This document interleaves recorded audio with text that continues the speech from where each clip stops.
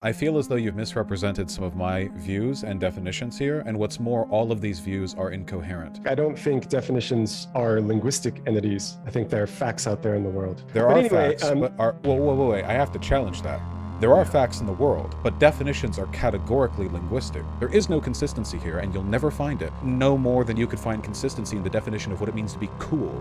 You know, find me a fine line on that. Point in the room where the cool protons are.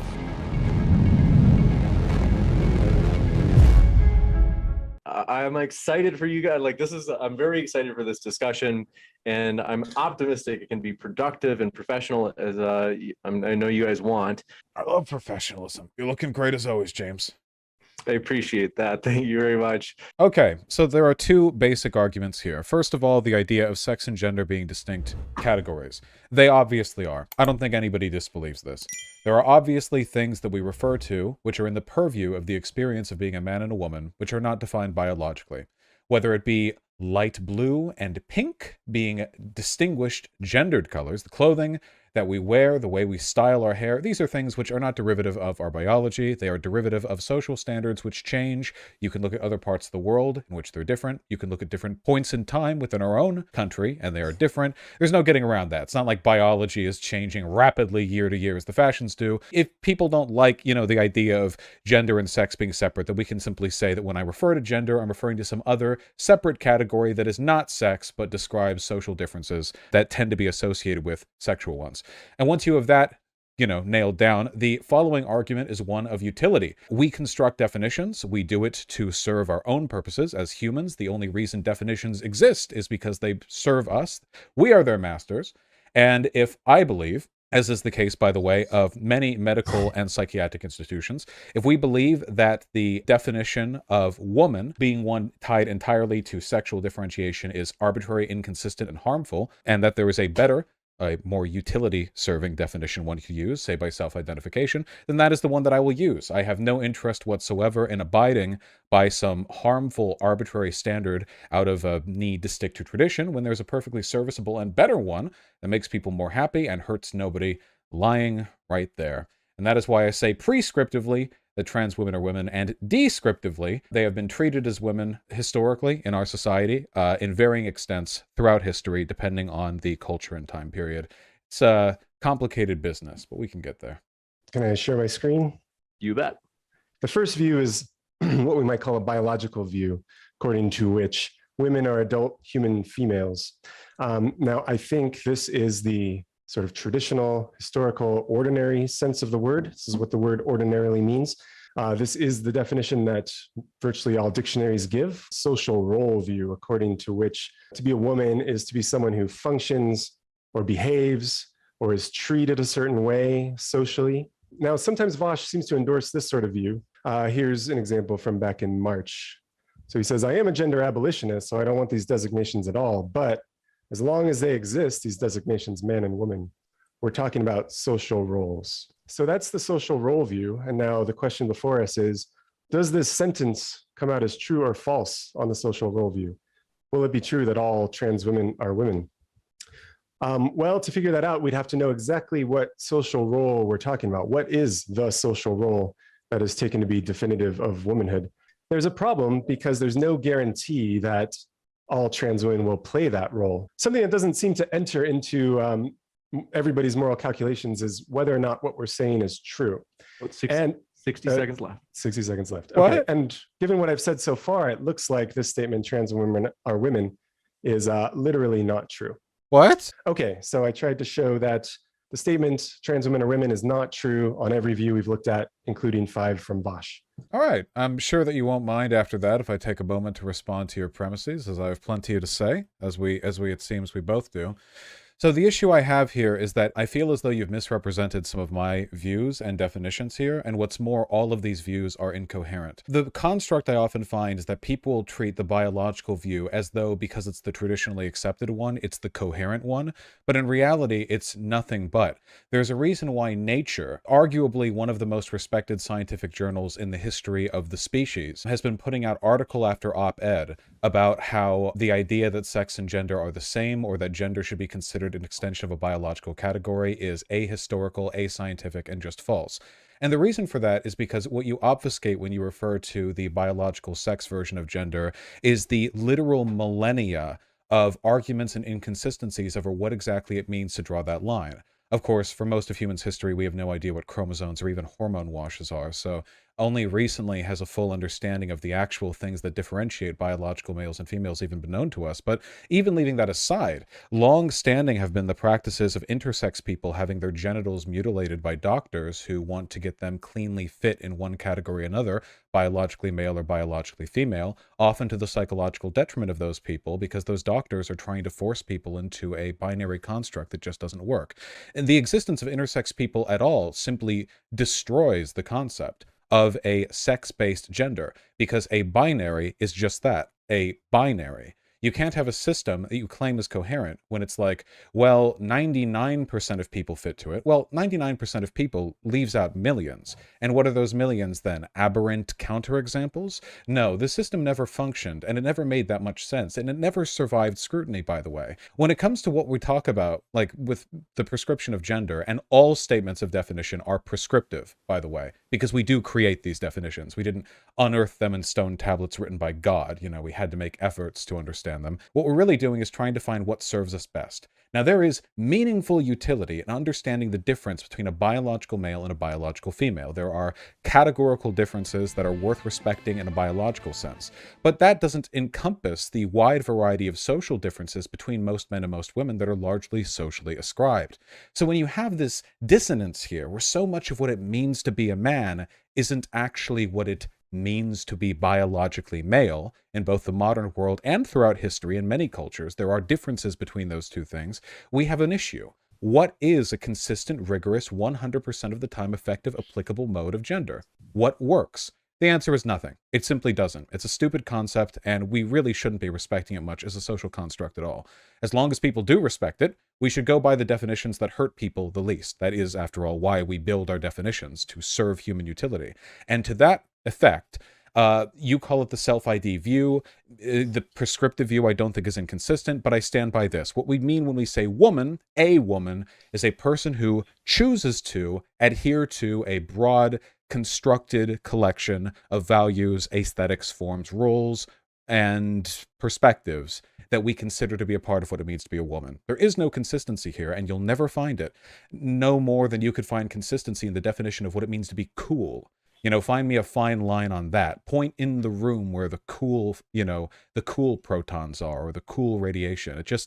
It's not present, and you'll never find it. But still, we have very strong ideas about what it means to be cool. And we argue, but the arguments are for a purpose. Because finding out who's cool, what's really cool, is socially useful, as is whatever definition we arrive at, which hurts the smallest number of people concerning gender. And that is why I believe trans women are women, because all definitional statements are necessarily prescriptive, and as long as we are dealing with a system that is fundamentally, constructedly absurd, we should at least refer to it in ways that harm people to the least possible extent.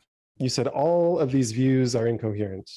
You said there's no coherent concept of gender.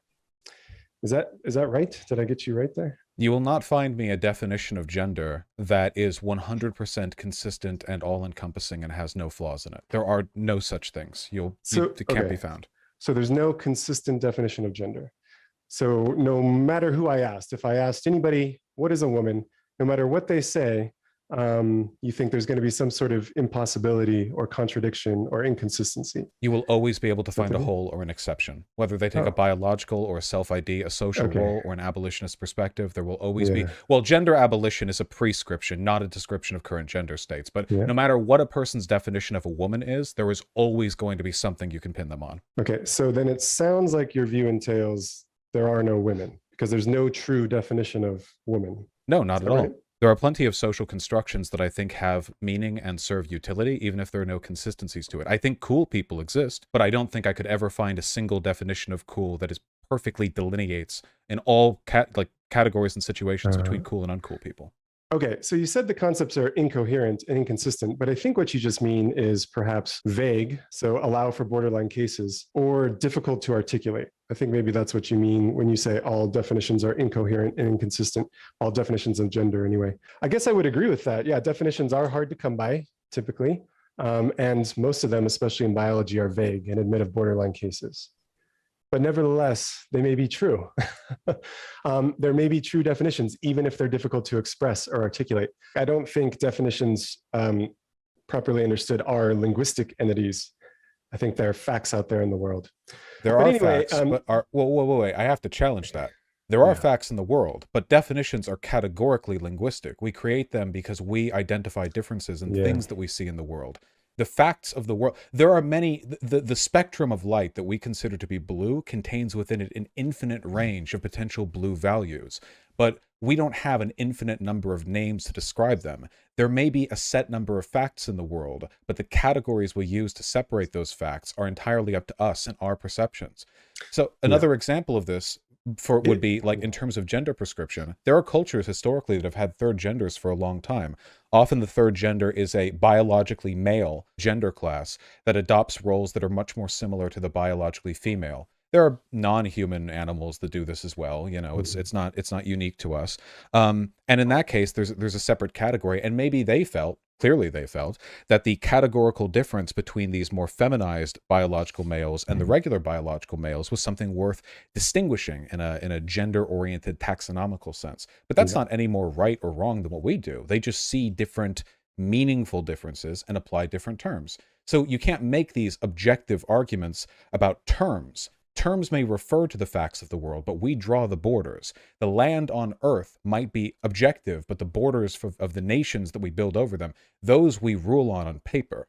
We just have to be, you know, considerate of human need when we're describing what here we actually want to build. Let me get clear on your view. Do you think that there are males and females Of course. out there in the world? I believe it's bimodal. There are males and females, and most people will fall pretty solidly on either end of the spectrum. But I do feel there are a significant number of people who are closer to the middle in terms of intersex expression. Oh, well, if you also think that there are adults in humans, then what exactly is wrong with the definition that women are adult human females? You believe in adults, you believe in humans, and you believe in females. Is it just you think there are counterexamples to this definition? Is that the problem? My belief in the value of a definition, it should be said first, is not determined by its consistency. There are consistent definitions that are still morally wrong. For example, the Nazis grouped humans into taxonomical categories, which at times were consistent, usually because they were very blunt and lacking in nuance. They were just monstrous and unnecessary. They were suitable to the Nazis in a political sense because they allowed for the dehumanization of large groups of people. But I don't think we review them in retrospect based on their consistency. Like, oh, well, they say any of the descendants of the 12 tribes of Israel are subhuman. Ah, well, that's easy to find out with a 23andMe. Of course not. So I'm not saying you're doing that. I'm only saying that my concern here, first and foremost, is not one of consistency. Even if the biological model was perfectly consistent, I would oppose it. But it's not, because chromosomal abnormalities are all it takes to throw this up for a loop. Especially because when you transition, you know, you do change your sex to an extent. Not entirely, but certainly there are categories of sex that are altered. When you have chromosomes of a certain designation, it determines the hormone washes that you receive, both during puberty and in the womb. And that determines the shape your body takes, the genitalia you form, the ways in which your body develop. But if you have a trans woman who took puberty blockers before she hit puberty, then transitioned medically, you have a person who is, let's say a doctor would not call them a biological male. In terms of their risk of breast cancer, prostate cancer, a wide variety of bone and heart-related conditions, this is not a person who'd be going to the doctor and saying, yep, I'm a male, and the doctor would go, yep, your problems are male problems. It wouldn't. So if that's the case, you know, where does that line fall? What about people who have the XXY chromosomal abnormality, or people whose Y chromosome doesn't sufficiently inhibit the development of the X chromosomal female hormones they receive? These categories are not called for, and that's why traditionally doctors have just cut off the aberrant genitalia of intersex people, or try to force people into roles that best made them fit a binary. It just doesn't always work. Okay. Yes. I have watched some of your videos and I've heard your views on biological sex, and I think it's a commonly held view. I love sex. You're the belief, of course, that a woman is defined by biology. If you are asking me, what does the word ordinarily mean? Then I think those trans-inclusive philosophers that I quoted are correct. That is what the word ordinarily means. I I'm think not the asking you what it dictionary. ordinarily means. What do you think it means? What does it mean to be a woman? What does it mean to be a woman? Well, if you were to ask me, what does it mean to be a computer or a television, or I'm just pointing at things in the room. I love carpet. I love desk. Brick, are you just looking at things in the office and saying that you love them? I love lamp. I communicate using a public language that we all share. And so if you ask me what a word means, and I didn't know, I might check the dictionary to see your what this word definition ordinarily means. Is entirely informed by tradition. You are aware, of course, of the fact that the majority of Americans today believe in accepting the identity of trans people by a slim margin. In 20 years, my view will be more popular than yours. Will you switch over then? Are you going to defer entirely to what you see in the dictionary? Then it would no longer be true that that's what the word ordinarily means. So, okay, well then, sure, then that's fine by me. If we're here to make prescriptions, then sure. My problem. I haven't made any prescriptions. You defer to the prescriptions of others. All definitions are fought for, from the definition of soil in the books of geologists to the definition of skyscraper in the book of civil engineers. Everything is fought for. And I will fight for the definition, the prescriptive view, that trans women are women, because there is harm and inconsistency present in other definitions. Okay, can you tell me what the definition is that you defend?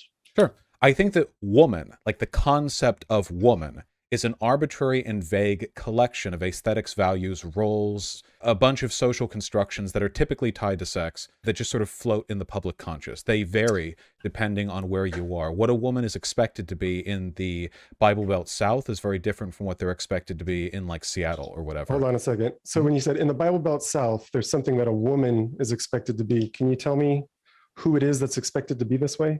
What does woman mean in that sentence? Well, whoever they would consider to be a woman, which overwhelmingly would be biologically female people. Whoever they would consider to be a woman. And what did woman mean there when you said, like, well, let's check who they would consider to be a woman. I already said biologically female. You don't need to prompt it. I already said it. Biologically female? Yes. Oh, adult human females, you mean? Well, we are talking about adult humans, I assume. Well, as I said in my opening statement, if this definition isn't circular, then whatever the definition means, it's going to exclude some trans women. And here's how it's going to work in this case. This definition you just provided is going to make it so that being a woman is an English-speaking affair. So there are no women outside of the English-speaking world. You would have to be familiar with the word woman, attribute it to yourself. And so an implication is there are no non-English speaking women, and there were no women before English came along.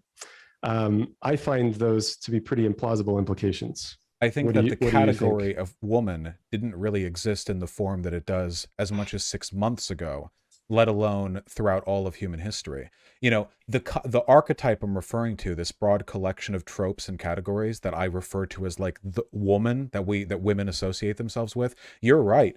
It may not exist to people who don't speak English, but by the time they learn, there will be a different one. And it's different in every culture, in every neighborhood, in every society, at every point in time. It will constantly shift. I don't think there's an objective definition here, but if you're looking for some truly exclusionary stuff, I would agree that any person who was raised by wolves in the forest and had never come into contact with human society could not be described as having a gender. I think their gender would have to be some kind of recursive, it would have to be like a product of their engagement with social roles and expectations that they would have to develop, even if you could easily identify their sex. But that's the only case, I think, where a human has no contact with gender roles, because they're pretty ubiquitous all over the world. We've got to jump into the Q&A shortly, so oh goodness, time flies when we have fun. Sorry. Okay, well, let me just respond quickly to a couple of things you said. You said it seemed like you were willing to concede that the category of woman didn't exist 6 months ago, you said? Not this category. Yeah, so then it sounds like you agree with me that your view does entail there are no women outside of English-speaking contexts. And in fact, you might even agree there were no women 8 months ago. So these are surprising implications, to say the least. With respect, wait, if I may, with respect, not to get into linguistic traps here, because the concept changes, that doesn't mean that there weren't equivalents across time, culture, and society. German have a concept of Frau, you know, the Spanish have Mujer, or whatever the fuck the Spanish term for woman is, you know. Yeah. I don't literally mean the concept, you know, the social collection. The word. Popped into existence here. But you're right. Because depending on what word you use to refer to women, whatever word you have for that, it's going to be a different collection of roles. Who would you be referring to there? You said whatever word you use to refer to women. Who would you be referring to there? Well, anyone. Anyone. No matter what word you use to refer to women as an archetype as, that will inform to an extent what you imagine women to be. And this is self-evidently true. Go to India. They don't have the word woman for woman, but they have very different expectations of what it means to be a woman over there than we do over here, massively so. And they have a lot of women there, despite the fact that the word woman doesn't exist. Yeah, I agree. With respect, I feel like, I don't know how you're interpreting what I'm saying here. They don't use the term woman. They have, I don't know what the Indian term for woman is. I'm sure they have do, but yeah. Well, I'm sure some of them do speak English, but right. Go on. When I say the term doesn't exist outside the definition of woman, what I'm saying is that it is a multifaceted gem that changes with time, and we see it from different facets depending on where we are and what we are. What a woman is so different to like a Southern conservative belle than it is to a progressive living in New York City. In fact, there's such different concepts in terms of the social roles involved that they're practically two different genders, honest to God. That's all I'm referring to. So I'm not literally saying that the archetype, the range of concepts popped up into existence 6 months ago and exclusively exists in English. I'm only saying it's so multivariate, so arbitrary, so meaningless that there are a million variants of it right now, and there were a million more yesterday. OVA, at least when functioning properly. We're talking about what it means to be a woman, though. Well, I was talking about what biological sex is a moment ago. Well, biological sex, which you think infers what a woman is. Which I think implies what a woman is. I agree that it might imply it. I don't think that implication is necessarily prescriptive determination, though. You're referring to the fact that I said ordinarily the meaning of the word woman is adult human female. That's the meaning. No, my issue is that it feels like earlier you were taking a non-prescriptive tone where you were just referring to commonly accepted definitions, which only work if you're thinking about like modern history, the West, because when you brought out, there are plenty of counterexamples. But then when it comes to like, okay, well, what do I believe? Then you have a hyper-specific definition, and you justify the validity of that definition by saying that it differs not from utility, not from common acceptance, not from popular use, but rather from it being a true definition, which seems like an ontological distinction that you're receiving from God. But I'm afraid I'm not hearing the voices in my head. I don't know what that means. Yeah, oh boy. So a lot just happened there. Aristotle was aware of this phenomenon, but he was not aware of the gametes involved. We have discovered the scientific essence of biological maleness and biological femaleness through scientific investigation. There's no such thing as a scientific essence. You can discover facts of the world, but the categories that you apply on top of those facts are something that we have to make decisions about. So you can look at water and determine consistently that, you know, H2O, this number of hydrogen and oxygen atoms, because that's an observable fact of the universe. But as soon as you start to draw lines between things and assign names to those different categories, you are engaging in arbitrary speculation, ones which can only be defined through the utility served by doing so. All of this differentiation that we talk about, the only reason we distinguish between males and females is because we feel it provides us some utility. But when we talk about what we're referring to on a fundamental level, the fact of the matter is, when it comes to sex, there's a ton of variance, not just in our own species, but others. It's not just chromosomes. There are sex characteristics that vary tremendously, even within cis people. And there's no hard line when we look at those things. And I don't think there's a perfect track record of assigning that, like, categorization onto gender either. In fact, I know for a fact there isn't, because there are cultures with third genders. So I don't know what you mean by the true essence here, but I don't feel as though this mode of investigation gives us a better understanding of what it means to be a woman. Trans women are women. Trans women are women. Trans women are women. Trans women are women. Trans women are women. Trans women are women. Trans women are women. Trans women are women. All trans women are women, not just some. All trans women are women. Trans women are women. All trans women are women. Trans women are women. Trans women are women. And I guess we agree on that.